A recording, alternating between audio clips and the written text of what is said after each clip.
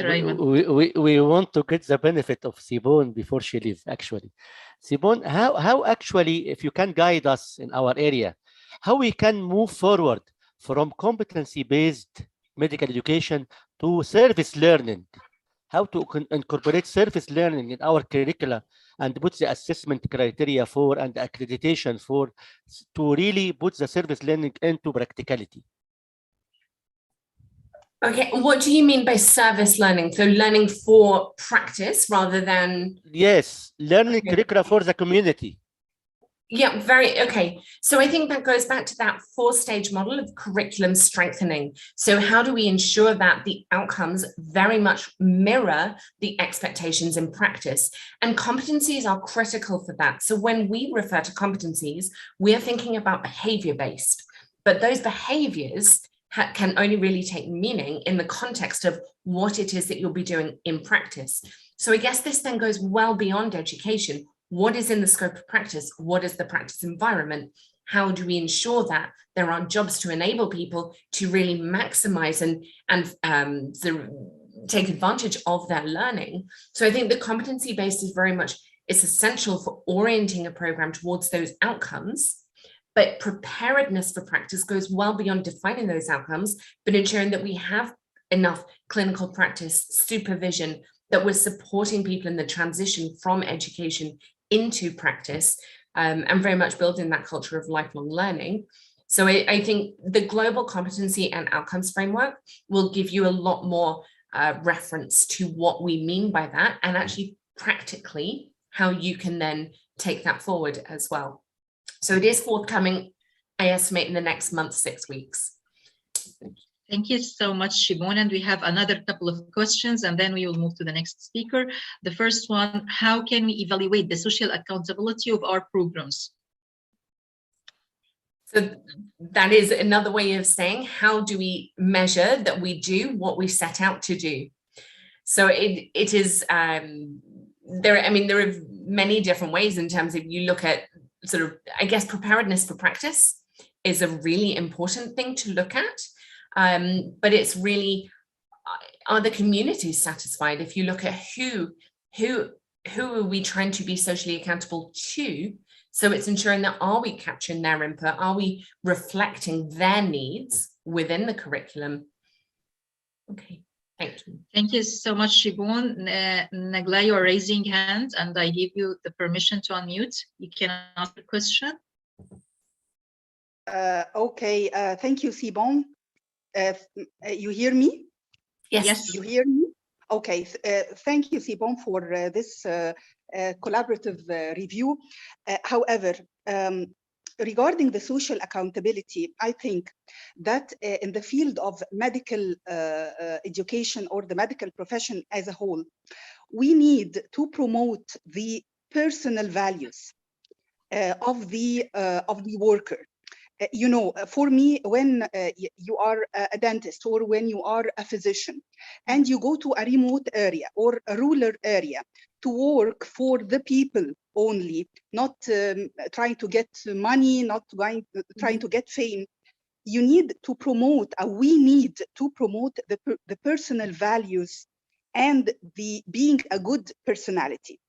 However, do you think that we should implement some courses in the curriculum toward, I don't know, like art, like literature, in order to promote the personal values and to promote the artistic and the being a good personality as a whole? What do you think about this, Sibon?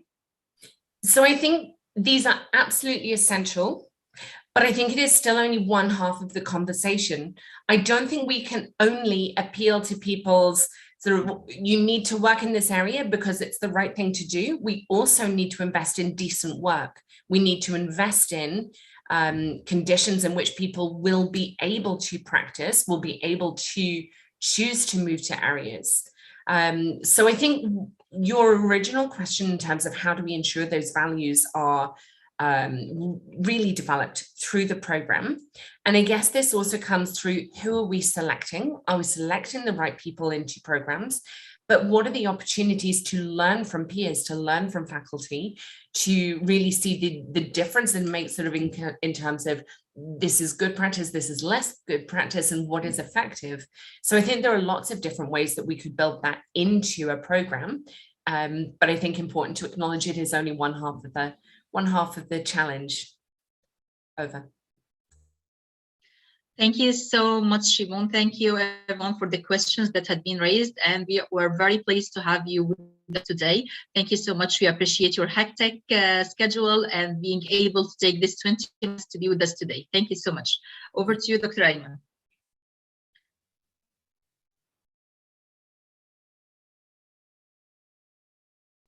You are muted, Dr. Ayman.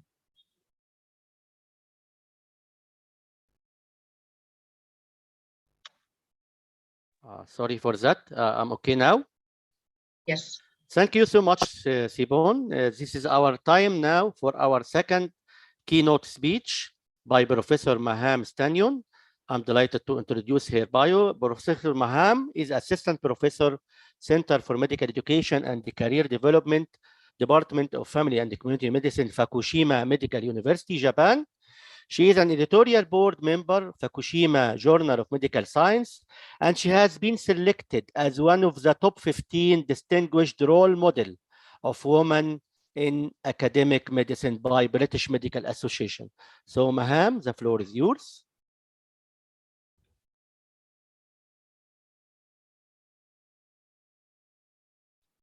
You are muted, Maham.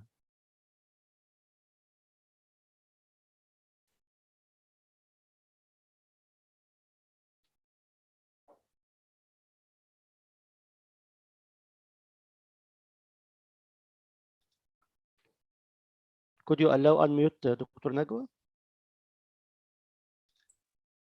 Hello. Thank you so much for this opportunity to join you all for this wonderful forum. Such an exciting and important topic. So greetings and assalamu alaikum from Fukushima University, Japan. So I'm based in the northeast part of Japan, where it's really cold and it's the middle of the night here. So a real pleasure to join you.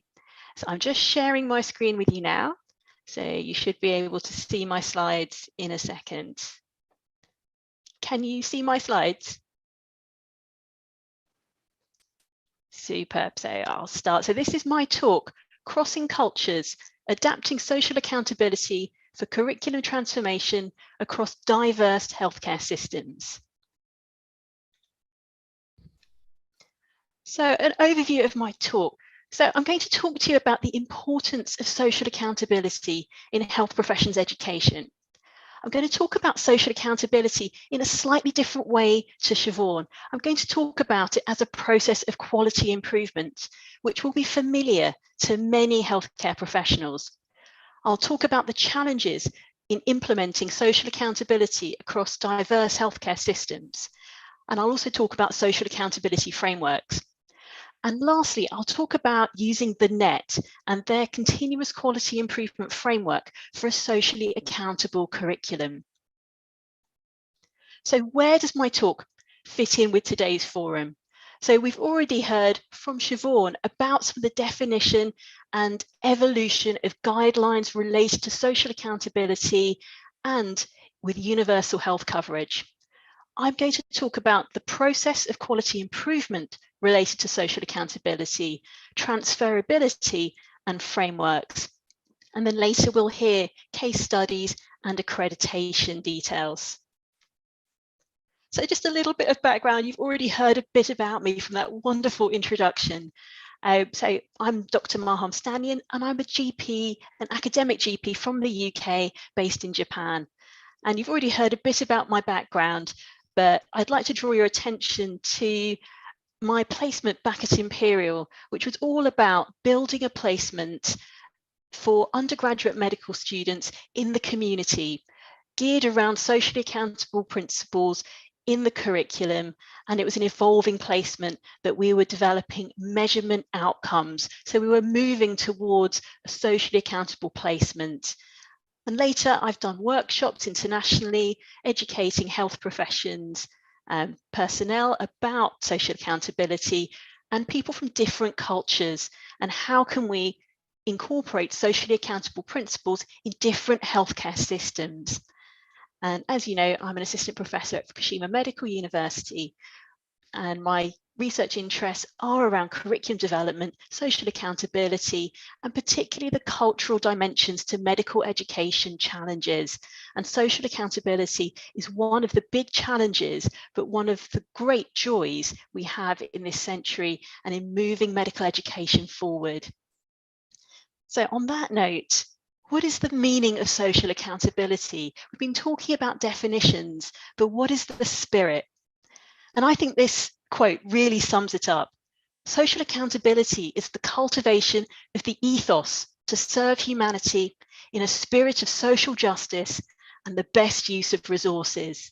And I love this definition, and it comes from a paper by Charles Bowen, who we've heard about already, and he is the founding father of social accountability, right from its inception back in that 1995 key paper, all the way through at key stages of social accountability development in the literature. So the importance of social accountability. In 2013, the WHO estimated there's a shortfall of 2.4 million healthcare professionals worldwide, and that is widening. And this is exacerbated by continued health inequality and global public health emergencies like the one we're in at the moment. There is a mismatch between health professionals, and this is in skills, competencies, experience, expectations, geographical distribution, and population health needs.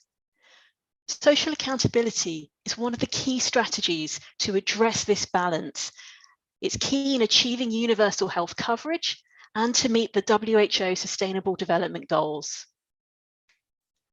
So we've heard about the original definition, and it's actually based around 4 key pillars: equity, quality, efficiency, and relevance in healthcare. This then moved forward. So there was a global consensus for social accountability of medical schools in 2010, and they identified 10 key strategic directions for medical schools.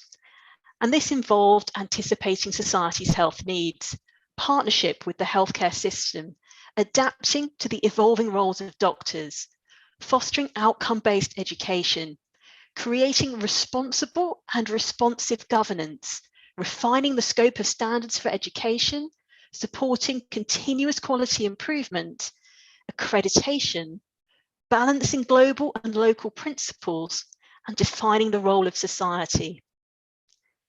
Now, already there are some key steps being realized here: outcome-based education, refining the scope of standards, so building standards and refining them, continuous quality improvement. And this developed, so that was 10 years ago. Where are we today? So today we've moved from an ideal to an explicit, measurable process. So social accountability has moved and evolved into a process of quality improvement. And we see this in Bowen's his scale of social obligation. This starts with social responsibility, a state of awareness of society's needs. This moves into social responsiveness, actions addressing those needs.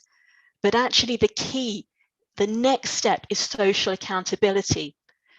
Often people put this at the end of the spectrum, but actually this is just a transition point in a process that moves forward.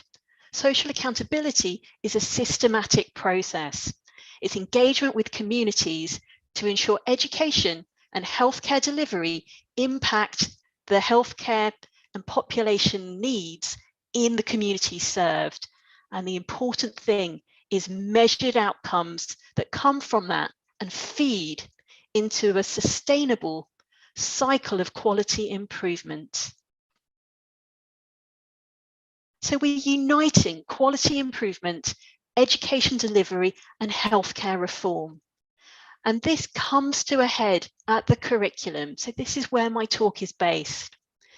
Now, recognizing social accountability as a measured process allows compatibility with competency-based and values-based education. So we're educators. We're used to dealing with competency-based frameworks. We're now thinking about the values that we're imparting in our graduates into the community. It's a framework that can be adapted for all contexts, so low, middle, and high-income countries, and it provides this framework for reform. How do you do this? Well, it involves developing indicators within institutions to measure how the curriculum outputs address community health priorities, and then taking action to maximize community impact. So that's developing indicators to measure community and curriculum outputs so they align to address health priorities. And of course, this must be supported by institutional, systemic change and community partnership. So it can't be done alone. Now, what do I mean by curriculum outputs? Curriculum outputs refer to all aspects of education delivery. This is in direct measures. So it could be things like graduate outcomes. Where are graduates going after medical school? It could be taught content. It could be learning environment, teacher demographics, teaching methods, professional values. But there are also indirect influences, and these need to be measured as well. Training programs offered, workforce selection, the distribution and representation within workforces, research priorities, and clinical services delivered. These are all related to the curriculum and direct outputs, direct and indirect outputs.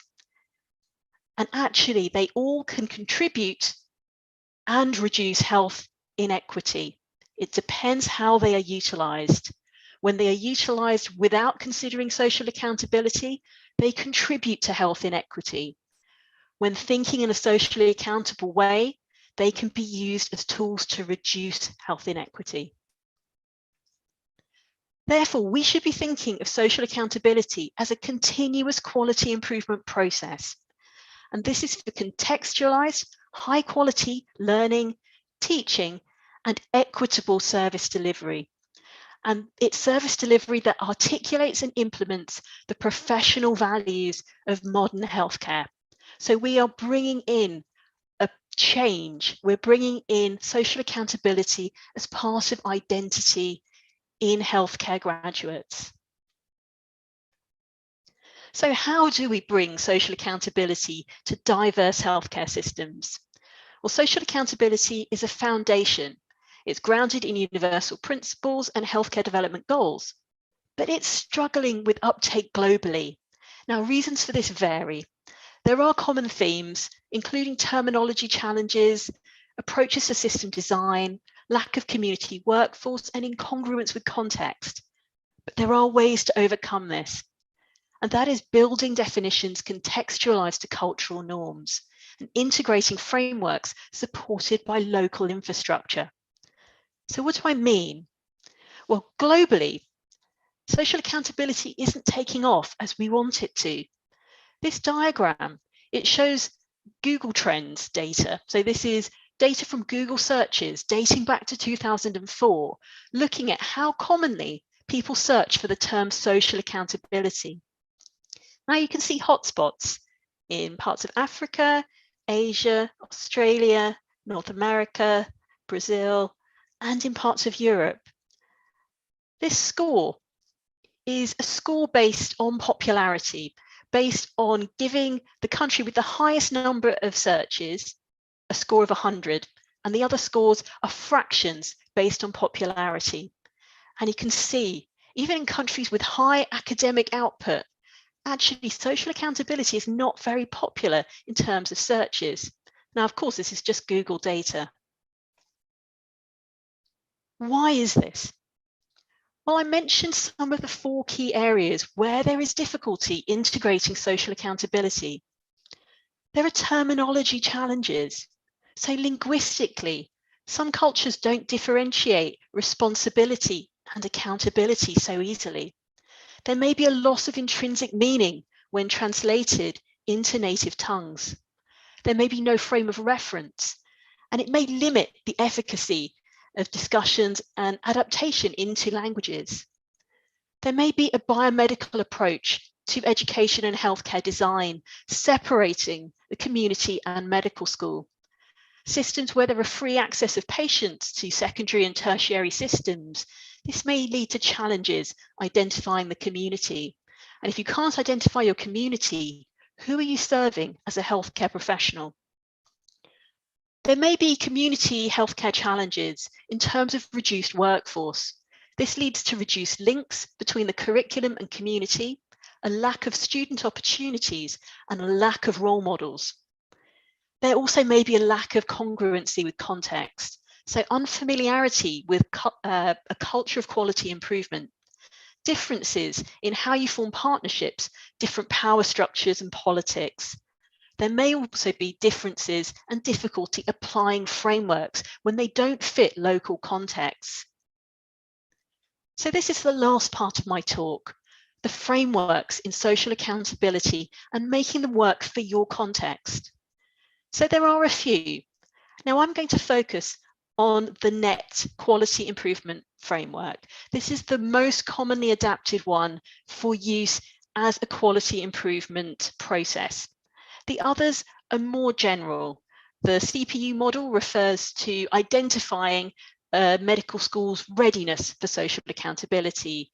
Aspire recognises excellence in social accountability, and we'll hear more about the IFIMSA toolkit later. So this is the NET continuous quality improvement framework model. It has 5 key junctures. You identify, deliver, evaluate, adjust, and assess. And these processes are measured through the pillars: quality, equity, relevance, efficiency, and they've added another one, partnership. Now, this is a model based on a quality improvement process, but it can be very difficult identifying how to use this for social accountability change.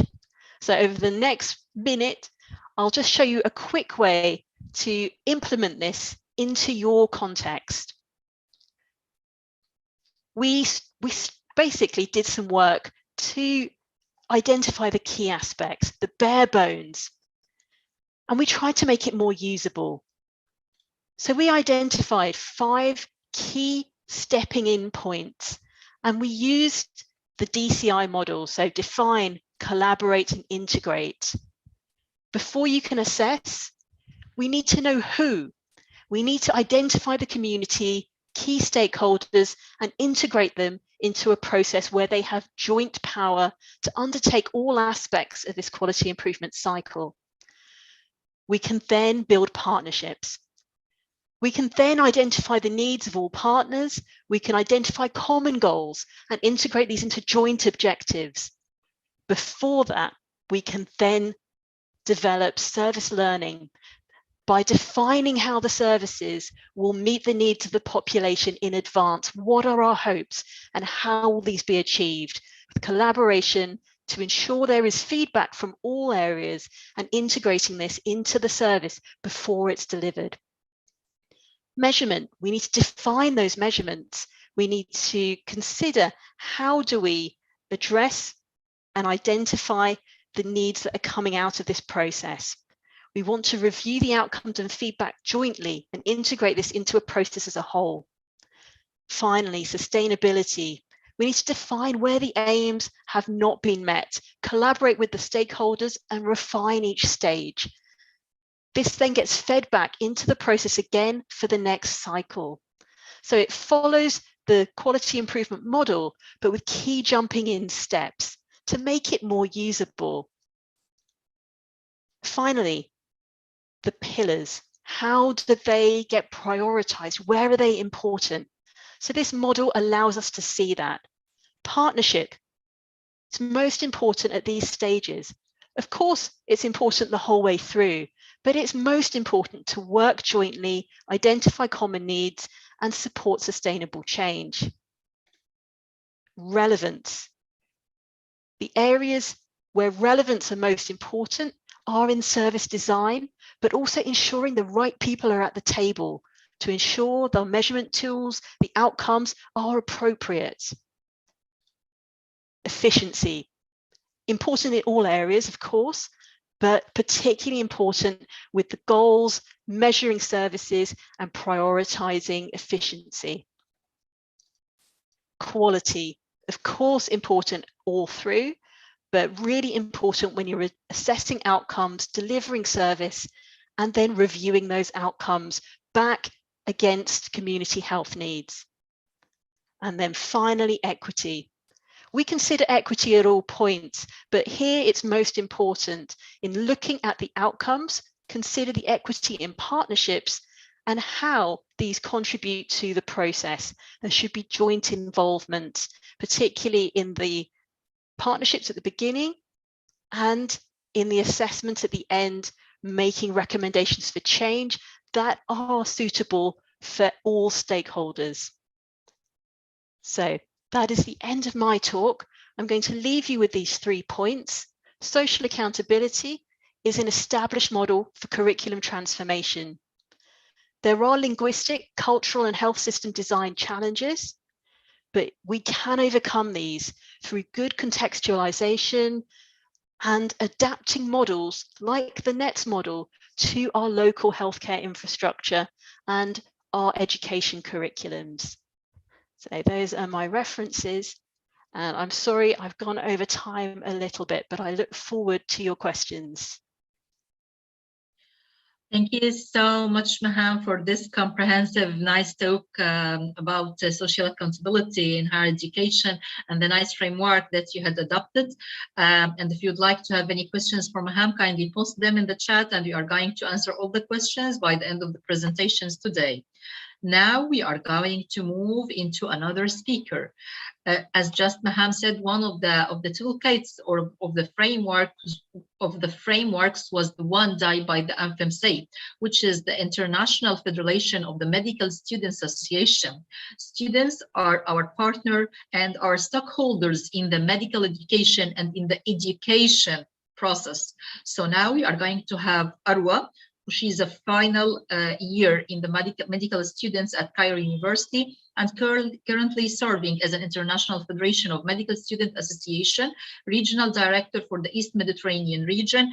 And she is going to talk to us in her talk about social accountability in medical education, the role of the youth in building equitable and accountable health system, because IFMSA has developed an amazing work in that area. Arwa, the floor is yours. Thank you so much, Dr. Najwa. I hope that you hear me loud and clear. Hello, everybody. So I'll start with sharing my screen. Let me know when you are able to see it.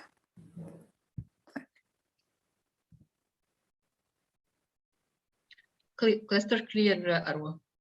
Okay. Could you confirm that you see it in presenter's view? Yes, it's in the presenter view, dear. Okay, perfect. Let us start. Okay. So throughout this presentation, I aim to walk you through the work that IFMSA has been doing in ensuring or building social accountability among the medical education, educating medical students from all over the world, and advocating with important stakeholders on the inclusion of social accountability within the curriculum of future healthcare professionals. So as Dr. Najwa introduced, my name is Arwa Hani, and I'm a 6th-year medical student. I believe I'm among the youngest panelist here, or the youngest audience actually. Such an honor to be here. I actually saw a couple of names of people who taught me and have honored me a lot and educated me in my career or my ladder in medical students. So such an honor to be here actually. And let us dig right through. So a lot of you don't know what is IFMSA. And I'll start by introducing it. IFMSA stands for the International Federation for Medical Student Association. And it was founded 70 years ago in 1951. And it is one of the world's oldest and largest student-run organization that represents about 1.3 million medical students from all over the globe, having 140 national member organizations and present in 131 countries. So they're very big organizations, and we adopt a similar structure to the one of the World Health Organization, actually. That is, we are a member organization. So we have member organizations in multiple countries who do the work on national levels and local levels. And I'll be explaining thoroughly what types of work do we work on and how do we work on social accountability within with medical students and so on. So IFMSA, basically, our main vision was that we imagine a world where all medical students unite for global health and are equipped with the knowledge, skill, values to take on health leadership roles, both locally and globally. In order to be able to implement our vision, our mission stands for uniting all medical students to lead initiatives that impact positively on the community we serve. So social accountability, as a definition, encompasses that we should be able to serve the communities in a good way. We should be able to deliver to them equitable and accountable healthcare that they need according to the different needs, whether it was in an international perspective, a global perspective, regional and local perspectives. And that is embedded in the core that everything we do in IFMSA stems from the fact that we do it for the need, that this is a need in the community and we have to take action on it. IFMSA represents the opinions and ideas of future healthcare professionals in the field of global health and works in collaborations with external partners through building their capacity, education, projects and exchange opportunities, and embracing the cultural diversity that shape the sustainability and for the healthy future, basically. So our journey with social accountability, basically. Okay, our journey with social accountability. So IFMSA believes dearly in the WHO definition for social accountability that was briefly explained by the previous speaker from the WHO workforce. And in order for us to implement that, we need to make sure that the curriculum of the medical education or the medical school where future healthcare professionals will graduate, where medical students who encompass a huge demographic of the world population at the moment are actually learning about social accountability exists. And we need to make sure that this curriculum, the place that they're learning for, addresses community needs. So how do we address community needs? Social accountability has different phrasing or different understanding. You can be in a medical school that is socially responsible. You can be in a medical school that is socially responsive. And you can also be in a school that is socially accountable. What is the difference between both three? The difference is that social accountability includes that the medical school does not actually work on creating or ensuring that through the education, the research, the opportunities it offers to its medical students, that they know or they are able to serve the community. No, it also works hand in hand with other stakeholders, such as medical students, such as community workers, such as the people within the community itself, to actively and continuously work to achieve their health needs. And that is the idea of, that is the stem of work within IFMSA, or our work on social accountability, basically. So we work on social accountability through the Standing Committee on Medical Education. It is the lead committee that has all IFMSA action on social accountability within medical schools, among other standing committees that exist. And its main goal or main vision includes that there should be meaningful student engagement towards socially accountable medical education. And by meaningful student engagement, we mean that students, as an important stakeholders, need to be an element when you're surveying medical curriculum. It needs to be an element when you're designing, you're implementing, you're evaluating the curriculum that they will be educated on. And based on that, they will become future healthcare professionals. Moving on, IFMSA takes action through different holistic ways.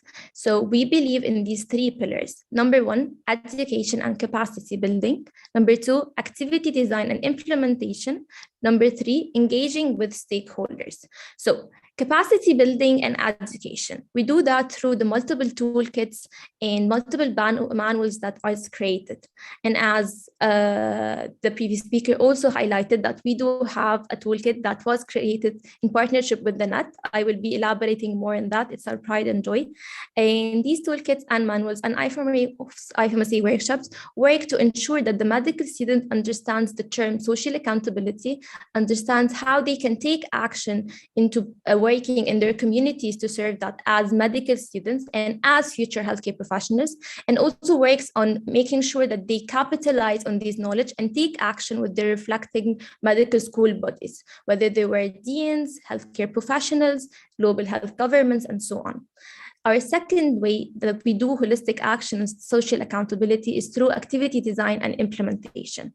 We have educational activities with our member organization on local and national levels, go out there and do awareness campaigns on multiple topics that are actually community needs right now. We also do advocacy campaigns and advocacy and campaigning, in which we reach out to different stakeholders. We advocate for the inclusion of social accountability, the fact that, or the inclusion of the social determinants of health or social sciences within the medical curriculum of the medical schools, because we believe that it's an important element that is missing within the curriculum, and that it does not reflect truly on the community's needs, that we go out there as future doctors and we're expected to serve or expected to do our jobs clearly on that. And that is, I believe, was highlighted in a previous colleague here who asked the question is, how do we make sure that medical students don't go out there and don't go to rural areas where the pay is not that much high, the education is not that guaranteed, and they prefer to be in a place where they're getting more money or more paying? How do we make sure that these medical students, when they go out there and become healthcare professionals, they're actually serving their communities, serving the ethos that they agreed on, and they're not going out there just for the sake that it's a business for them and they're making money out of them. And in order for them to understand that, they need to understand the different intersections of health. They need to understand what exactly is happening within the community and how different determinants affect people's health, and how can they as healthcare professionals be able to equip with the knowledge to deal with that. And that brings me to my final thing with community-based action. In addition to awareness campaigns that is being done on the ground to the community in needs, we also reach out to these community with services that is required through health convoys, through assistance, through campaigns and awareness campaigns, and through being actively on the front line of any front line for the primary care centers, where we able to directly reach out to these community and assist them in whatever health concern they might have. And finally, our last action or pillar of action is about engaging with these stakeholders. And as I told you before, we do that through advocacy and campaigning. We reach out to medical schools and try to convince them to add social accountability through its different mechanisms within the curriculum. And I'm very happy here to see all of these healthcare professionals and educators of the worldwide combining here and agreeing on the importance of such an important topic to be addressed in multiple ways within the education of medical students. We also reach out to the community and we believe they are an important stakeholder in this method. Reach out to senior health leadership within global organizations and global health governance within important summits to advocate for the inclusion of social accountability within the medical schools and for meaningful youth engagement within the whole curriculum, basically. Finally, I'll walk you through here the manuals, basically. We have 4 manuals. Manual on Global Social Accountability Assessment. This manual includes a detailed report onto a research that was conducted within about 50 medical schools around the world, highlighting how does medical schools view social accountability, highlighting the basically the way social accountability is being taught in these multiple universities and its impact on the medical students there. I highly recommend that you go through it, and after the presentation, I'll drop out the link links for all of these manuals.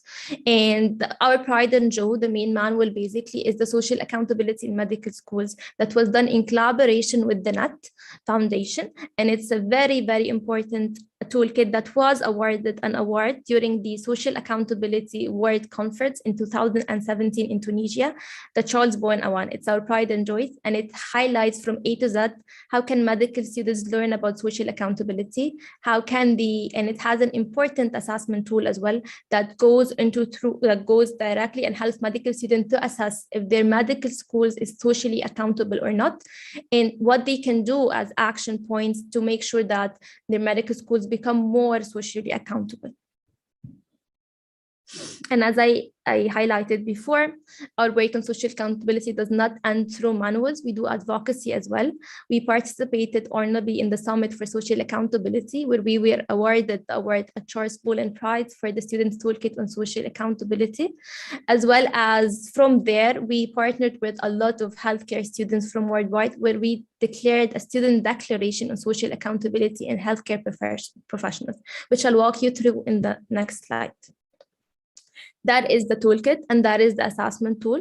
I apologize for speaking to a little bit faster, but I'm aware that I'm going over time, so I'm trying to summarize as much as possible.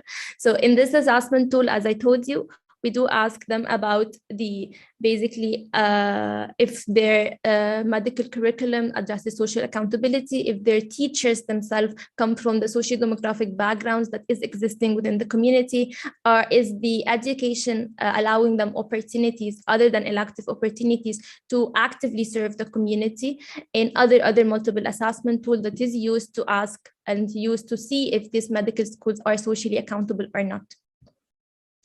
Finally, our declaration, where we highlighted the importance of the engagement of medical students within the accreditation, within the leadership that leads to social accountability, within ensuring the competencies of the medical students and ensuring that these competencies serve actually the community needs at the moment, and with ensuring them as a meaningful partner when talking about social accountability and we're talking about medical education in the curriculum.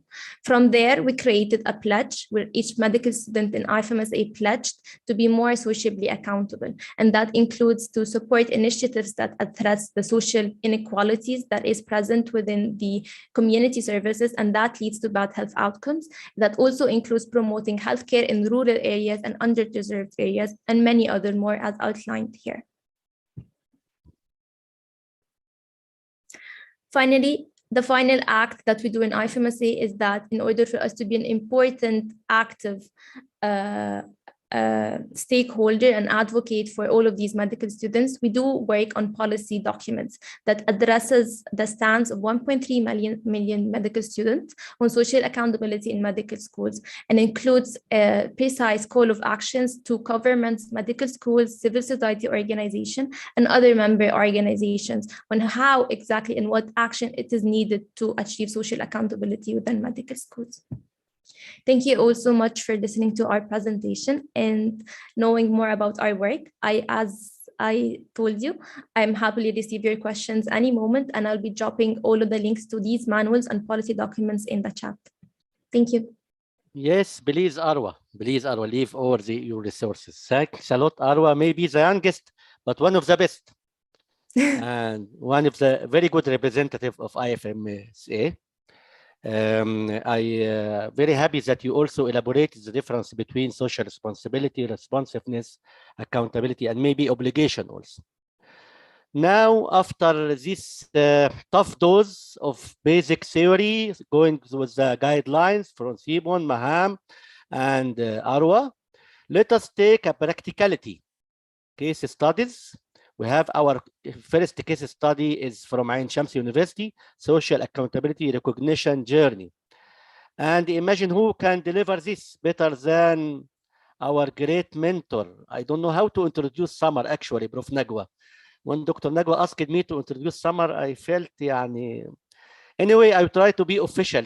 She is my mentor, she is my coach, she is my teacher, and plus more and more and more actually.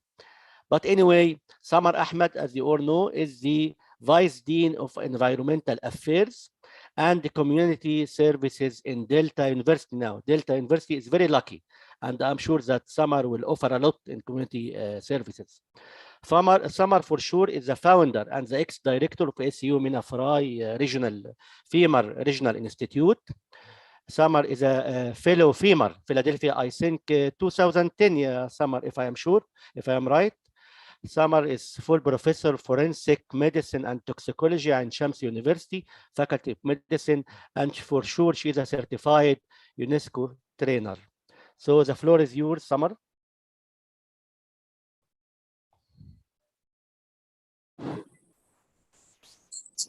Hello, everyone. I hope you can hear me.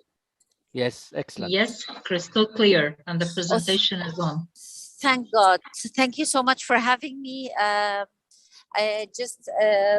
opening my cam, but at any point, if you think that my network is not holding well, I'll close my camera, okay? I was asked to speak about our experience in Ain Shams University in going through the social accountability recognition journey. Happy to do that. Next, Nagwa, please.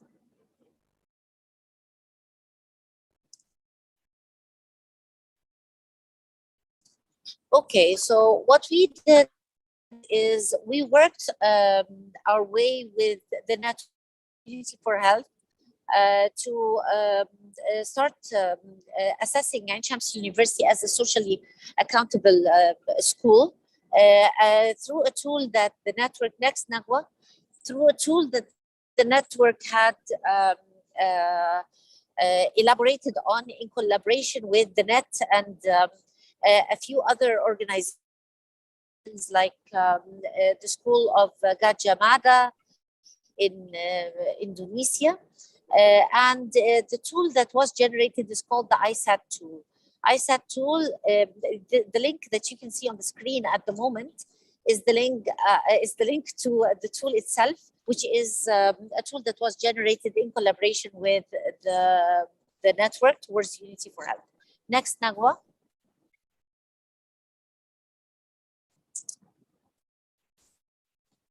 So it's actually divided into a number of core components, focusing on key elements to assess. While each of these core components is relevant to most medical schools, not all of them can be assessed in the same way as the context, including policies and regulations.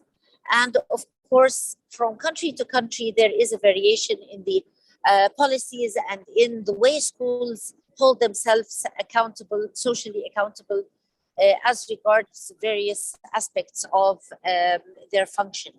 Next, Nagwa.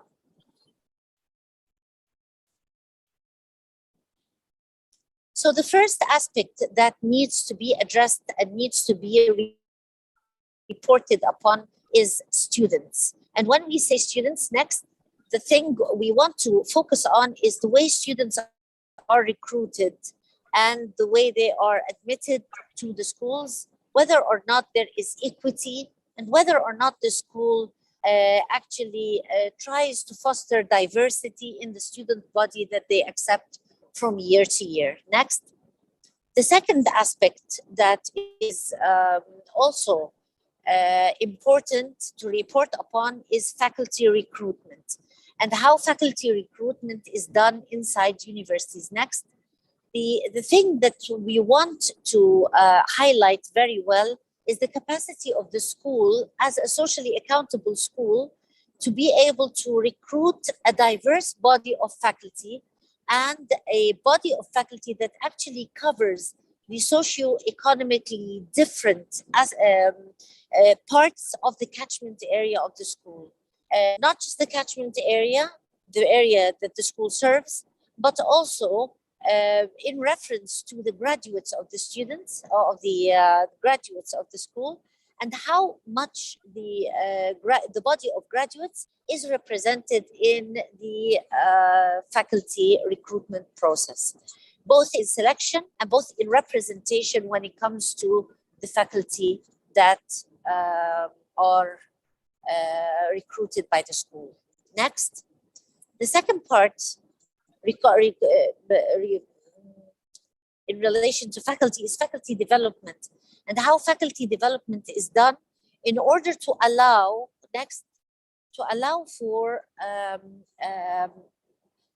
improving on the capacity of faculty to deal with the socially accountable aspects of the curriculum, and also to make sure that there is a highly active student role when it comes to their education. We want our students to be accountable for their own education and accountable for the social accountable aspects of education, to make sure that students take and perform roles that are necessary for them to be efficient and effective as contributors to their community. Next. Not only that, but also the curriculum and its content. We had to report on the curriculum and its content next, and how much our content is accountable to the community that we serve. Also making sure that there are longitudinal themes in the curriculum that address social determinants of health, and that they are woven into various parts of the curricular courses. The curriculum develops also interdisciplinary courses by faculty and faculty that belong to other schools and may receive dual appointments. So this is something that we had to report upon whether or not we had them. And this signified the accountability of the school and the accountability of the faculty in the school in reference to parts of the curriculum that addressed social accountability. Next.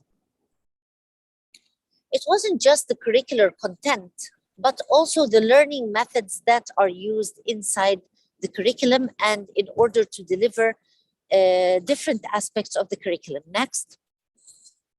The more students were engaged in their learning methods and how much these learning methods in the socially accountable program were aligned with the school curriculum was something that we had to report upon and address as a socially accountable school. Next.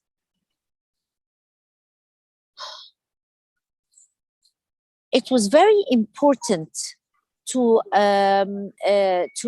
signify and to describe the types and location of educational experiences that students had to go through. Next. The thing is, as many as many locations there were that students had to receive education in, the more we signified that we were diverse in the locations of education and the types of education that students went through, the more socially accountable we appeared to within the ISAT tool. So this is why we had to reflect more on the educational processes that happened in primary healthcare settings and also in community settings. And this is something that we had to do when we were reporting on the degree of social accountability.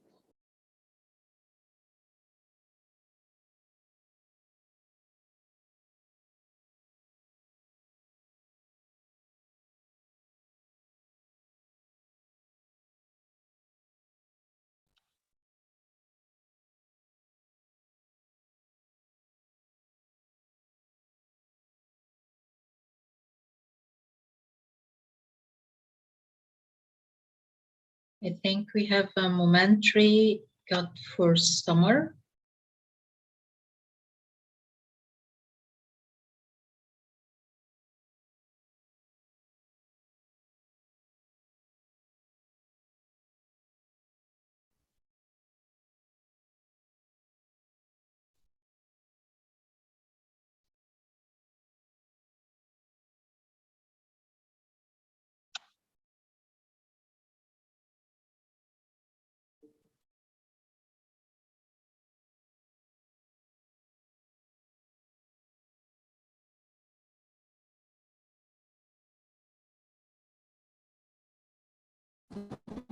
I have to apologize. I'm sorry for being cut off. Apologies.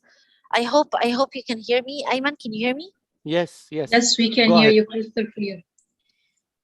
سامعني صح؟ Go ahead. Go ahead. Yes.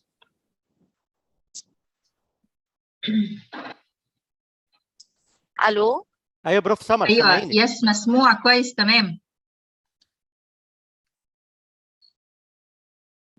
حضرتك اللي مش سامعانا. اكتب لها على الشات.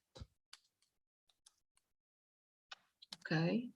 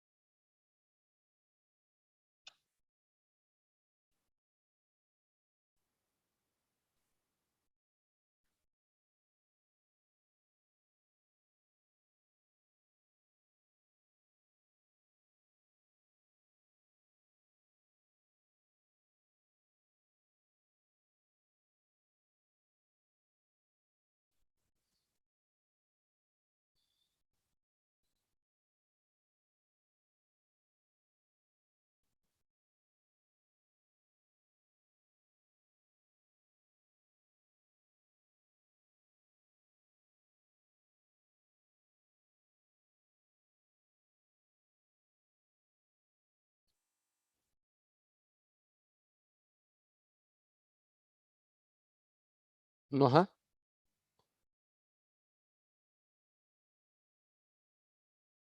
نهى الرافعي. Yes, I'm back.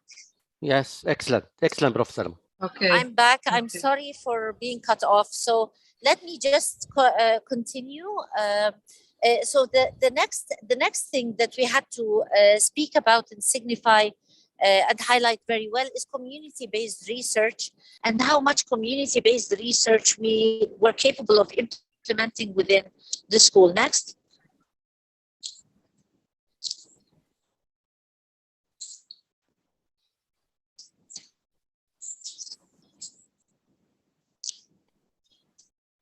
Next.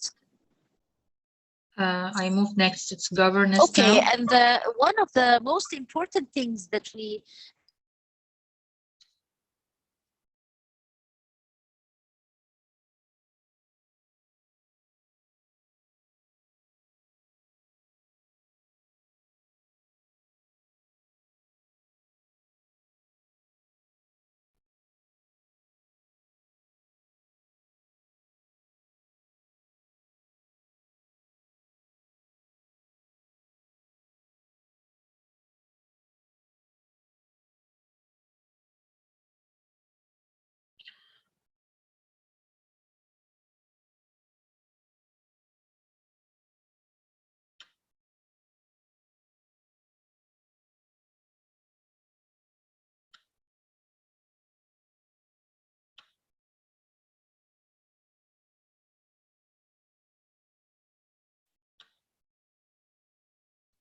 I think Dr. Dagwa, Dr. Noha can continue. You can unmute here. Dr. Summer will talk now. She just texted me. Okay, I'm back. I'm sorry. So the second thing is governance and how much within the governance structure of the university there was a capacity to be inclusive and to make sure that there was proper communication with all relevant stakeholders and to understand the nature and dynamic of the school. This is something that also we had to signify how it was performed in the school. Next.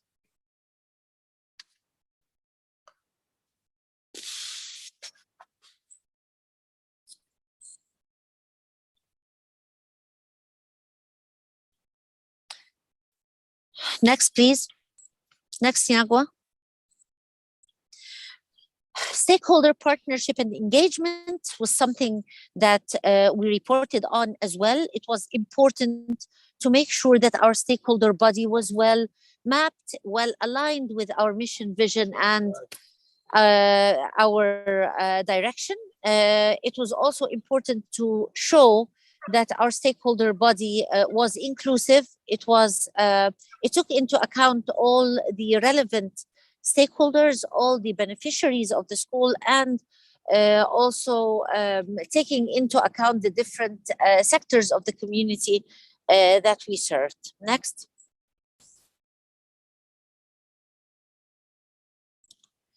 School outcomes was also very important. It was important for us to show that while we did all these school activities in the proper way, taking into account all the socially accountable terms and items and directions, that also we lived up to the outcomes that were expected of us from the community that we serve.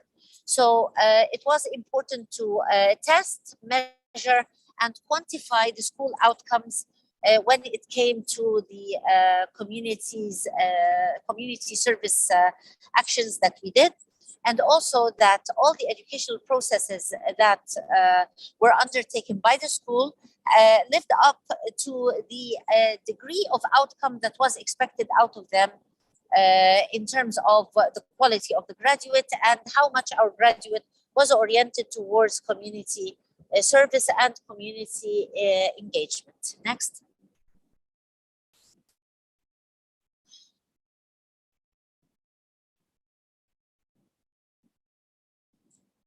Next, please. Yes, societal impact was also very important. Our societal impact was also quantified.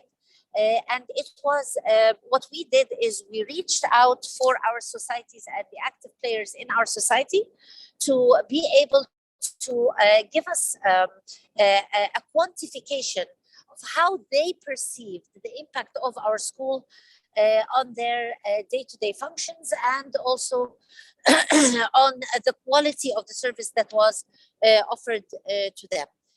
This was a part of the study that we performed by reaching out to our stakeholders and to our communities, and taking the quantification that was done through the focus groups and the surveys that were done for our stakeholders, and quantifying them and demonstrating the impact of our school.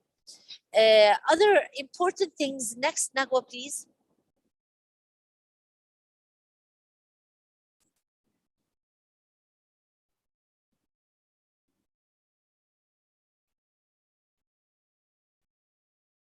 Next. Yes. Yes. So as you can see, the criteria of social accountability that were highlighted by the Amy under the Aspire social accountability criteria, they include the obligation of medical schools to ensure that they actively develop and promote environmentally sustainable solutions to address the health concerns of the community, regions, and the nation that they serve. The impact of graduate medical education was not taken as a part of the ISAT tool. So this was not something that we covered in our study. Next. So let's see how Ain Shams University actually performed the test and the assessment.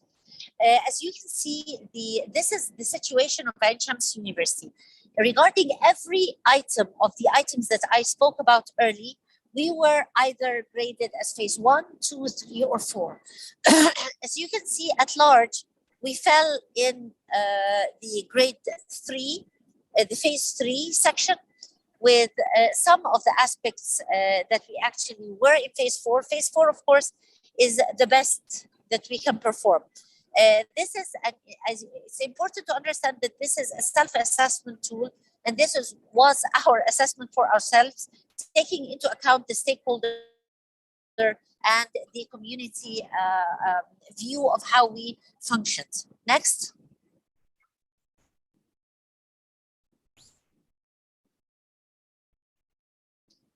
So the methodology, just very shortly and in brief, what we did is we created teams. These teams were in the health profession schools. In every health profession school inside our university, there was a team of 5 to 6 people. They started collecting data, but in order to help them collect data, we generated a local tool inside Ain Shams University, and this tool was based on all the aspects and parameters that I spoke about earlier. So we created questions where answers to these questions were later on developed into the information that fed into the ISAT tool. After doing that, we revised through a central tool.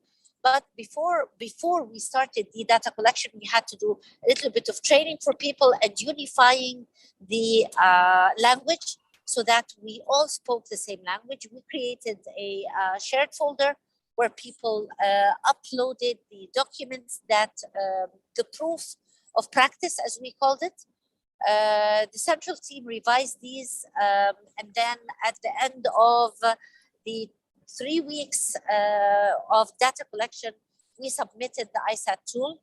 We went into a universal discussion with all the other schools that had applied to for accreditation by the ISAT tool, and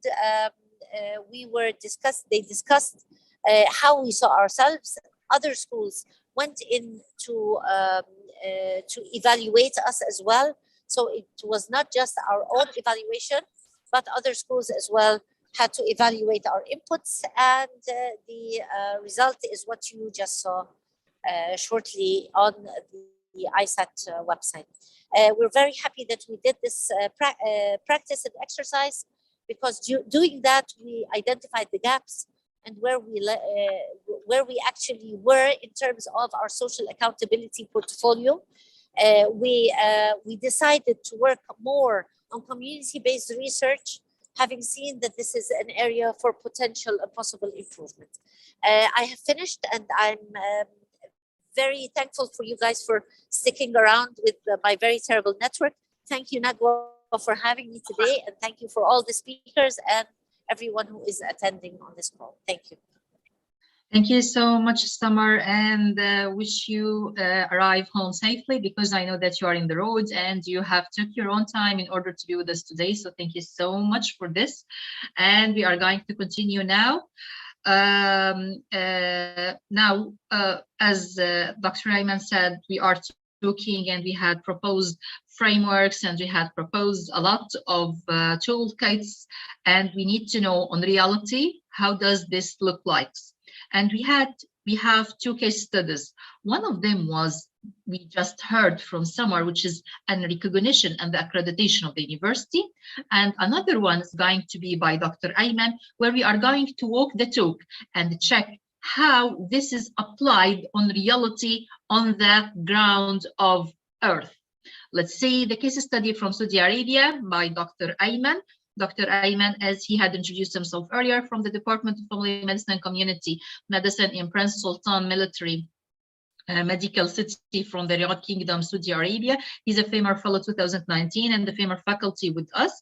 And he is also having a lifestyle diploma, and he's going to be with us now. Dr. Ayman, the floor is yours.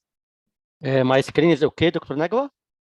You need to put it on the share view, on the slideshow. Okay. Assalamu alaikum all, welcome back again.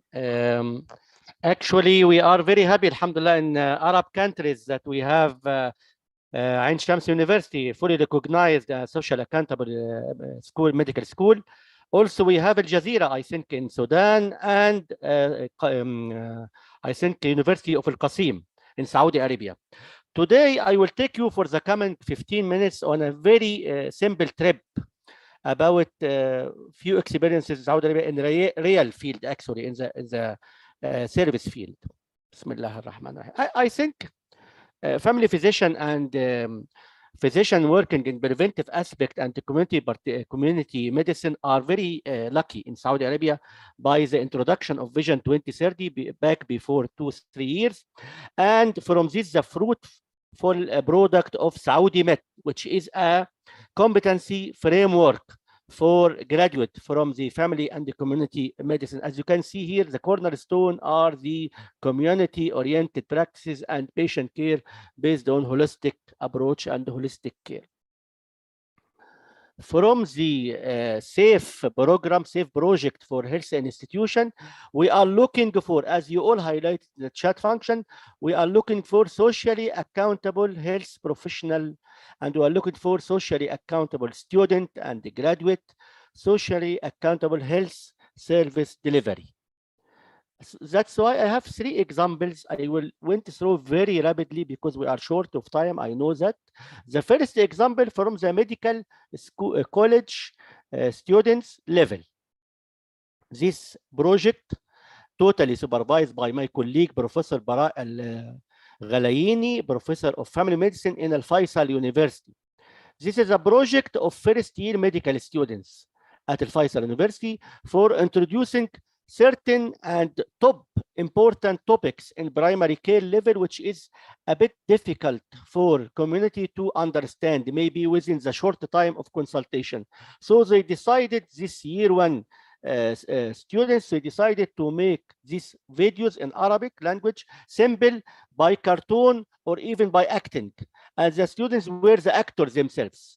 Excellent effort, and they, just to boost student motivation, they make a committee to nominate, to look for which is the best video out of these videos, and also community participated in this program to watch the videos and then vote for the best video. You will see within 1 year they the views of the videos jumped up out actually from hundreds up to thousands and tens of thousands of views. Just to show you the website, I think we don't have time to show you the. السلام عليكم. This is an introductory video. كلية الطب في جامعة الفيصل الدفعة العاشرة. By the medical students, and then this it is elaborated in 2 channels, صحتي سعادتي and another channel for Al Faisal University. As you can see here, the videos. Actually, you can go through excellent resource actually for the community for very important topics. As you can see, for example, electronic cigarette. For example, can I trust Google? For example, intermittent fasting. How about the OTC drugs? Are you ready for emergency situation as a lay people? How about patient confidentiality, and so on and so forth? Very important topic. Antibiotic. I was about, if we have time to show you this video, this gains the best video. As you can see, 75,000 views. This is acted by the students themselves about schizophrenia in a simple way, excellent to show the people what schizophrenia is about, and so on and so forth. They recruited experts from Al Faisal University to talk about certain topics, as you can see. Our second example today, so, is my project actually within the ASU Minafrai. When we applied in 2018, I thought about this course, Advanced Family Medicine module course within the Saudi Family Medicine residency program, which was before 4 years. This module was in the 3rd year, very tough module, 2 months, just theory, no interaction, passive lectures, didactic. Then I thought, why not to make few changes? I applied the SPICES model, and one of them is the elective So elective time and the elective topics. And actually my resident came up with excellent videos in the first year for their colleague, for resident, about scholarship, about communication, about professionalism, about evidence-based, and you can access them in ASU Mina Fry YouTube channel. But in the second year, as a sustainability plan of my project, they came up with different stories. They came up with videos targeting people, targeting our target population who are coming to our hospital and to our department.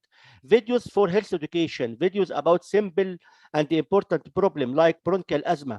Right, what are the services offered by primary care services? What are the services for geriatric people?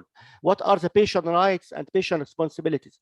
Out of this project, actually, you remember when they told us in ASU, if I don't feel shame that your project is very simple.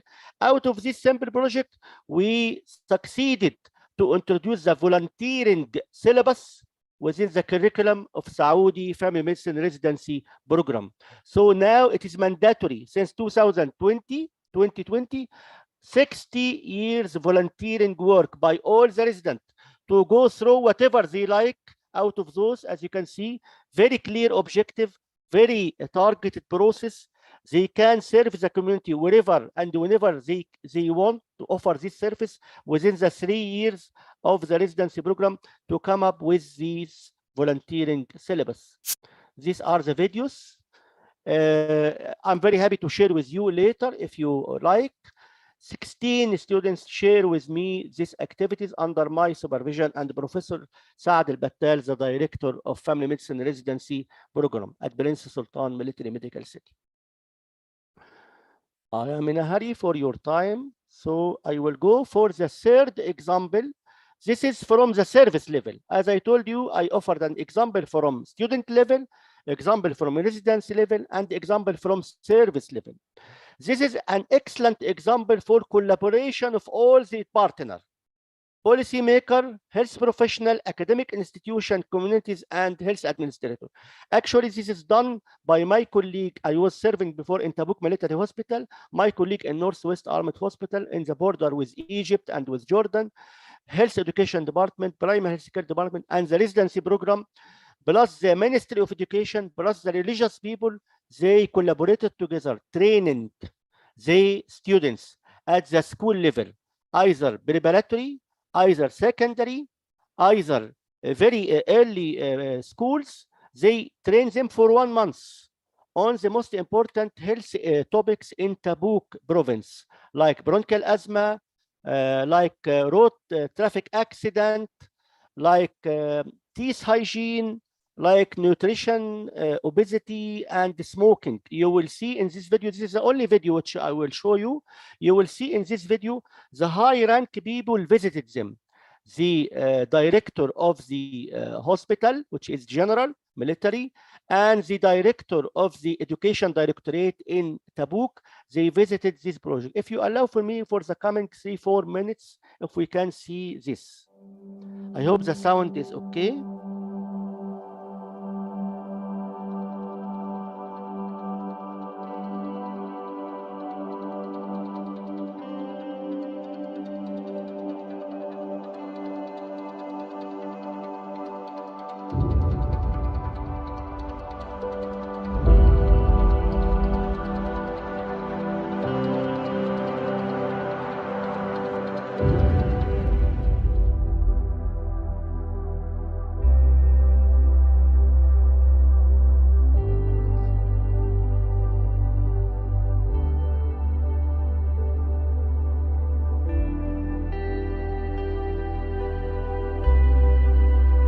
Secondary school students.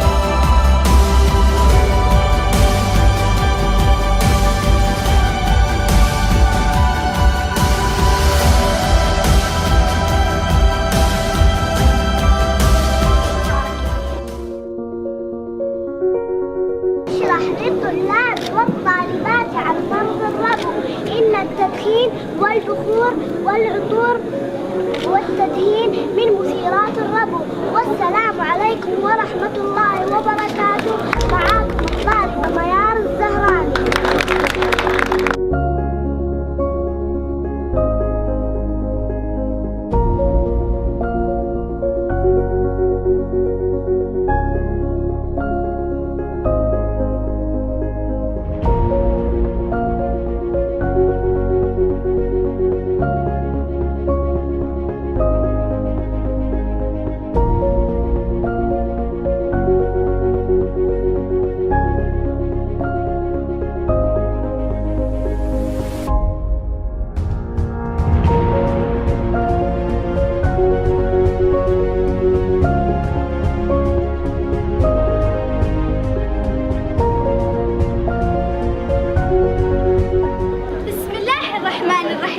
السلام عليكم ورحمة الله وبركاته.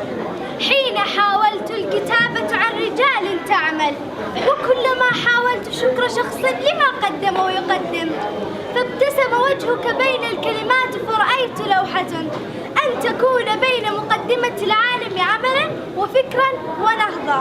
واليوم أعبر عن نفسي وعن أطفال جيلي بحماسة تندفع نحو الأمل، وأفكار جديدة تحمل بالمستقبل، وكلمات مدادها مشاريع صحية تتحقق للوطن والمواطن، لتخدم أبا وأما وابنا وبنتا، لتخدم وطن. العطاء يحتاج منا العمل والتضحية. يا معالي اللواء الدكتور عطية الزهراني، إن العمل فكر واجتهاد، وإن العطاء نبع جاري. واليوم نفرح جميعا بمشاريع صحية نوعية تجعل الخدمات الصحية بمستشفى الملك سلمان بالشمالية الغربية ورود غناء زاهية، أريجها فواح وثمارها ماتعة، يقطف ثمارها جميع المشاركين. فشكرا بحجم السماء تملأها ابتسامات طفلة تقف أمامك من منسوبات مدارس الملك عبد العزيز النموذجية بالمرحلة الابتدائية تحت إشراف القائد مي محمد الخميس، حاملين لك عطرا زاهرا ننثره عليكم ليفوح فرحا. I tried as much as I can, my dear, to show how much we impacted on the community. School level, very primitive level, we impacted not even on health knowledge, skills, but even sculpturing personality.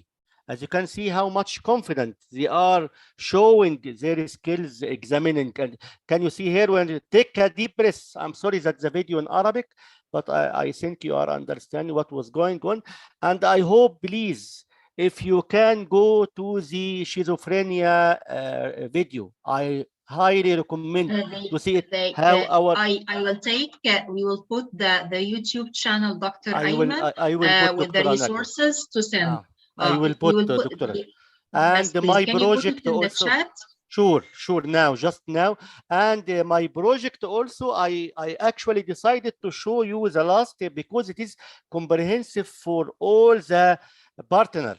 The players of social accountability, not only healthcare professional, not only educationalists, but also the community participation. This is not the end of the stories. We have a lot of stories. I cannot present Saudi Arabia alone by this 10-15 minutes. I cannot present Egypt for sure, but I hope if we can go beyond this and build upon this, start concentrate very local, whatever your community, either school, either target people, you will reach very global. So start very local, you will reach very global, and present your effort with a prestigious meeting like this. Thank you. Thank you a lot, Dr. Ayman, for these nice case studies and the implementation of the reality. And thanks a lot for the work that had been conducted. I'll appreciate if you can share the YouTube channel with the audience on the with the attendees on the chat, and also you will take it to send it with the resources for them. We have a comment from Dr. Sana Rodi. She said that also in Swiss Canal University, they implement the community-based education since its establishment, and in 2015, they measured the degree of their social accountability using the CPU model, and they found that they are socially accountable. And they found that they are socially accountable. They published that in 2015, and Dr. Charles Baldwin shared in this article. If any one of you would like to have, Dr. Sana had pressed Dr. Sumaya email in case you would like to ask her or would like to send to her.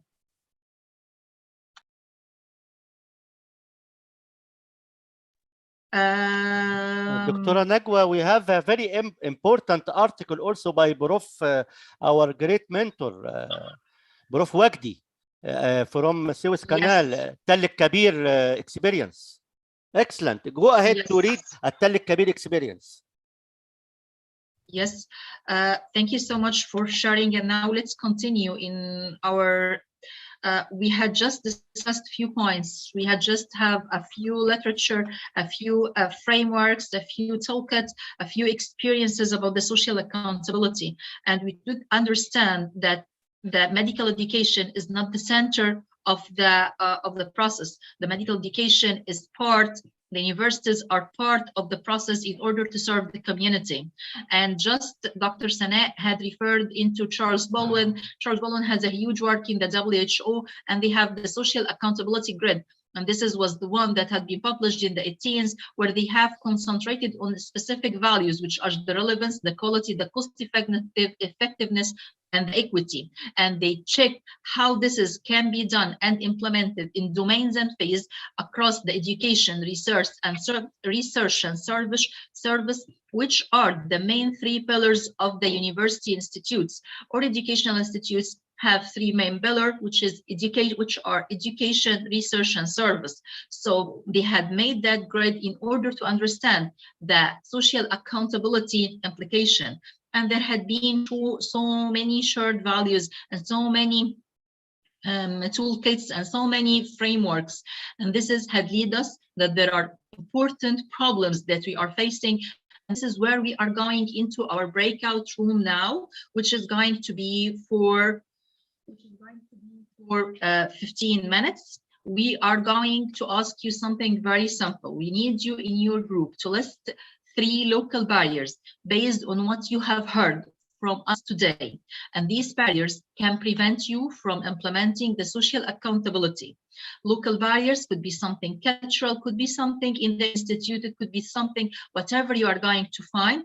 And then give an example for each one of these local barriers. When we are going to come from the breakout room, only one presenter is going to present on behalf of the room. It's better to be in a written way in order we can share it all together. Do you have any question before we start our activity? It will not be so long. It is just to brainstorm and to understand things on reality and to tackle the problems that could face us.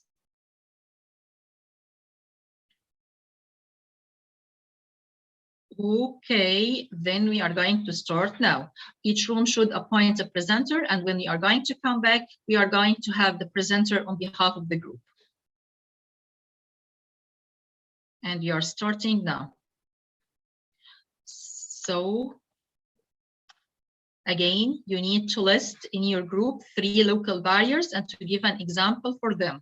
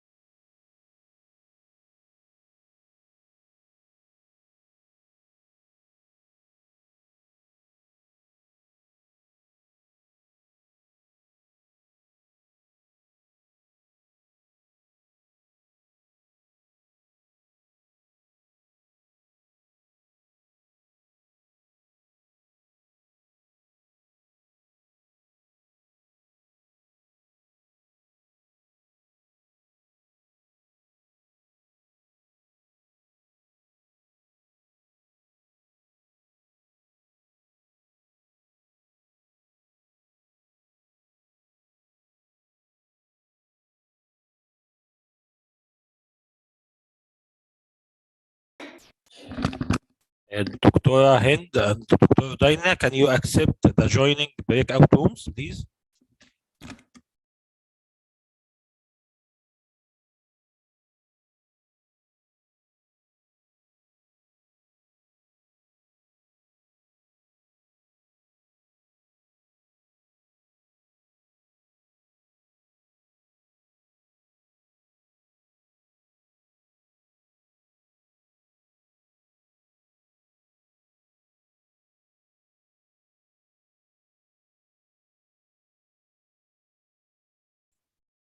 دكتورة رودينا can you hear me؟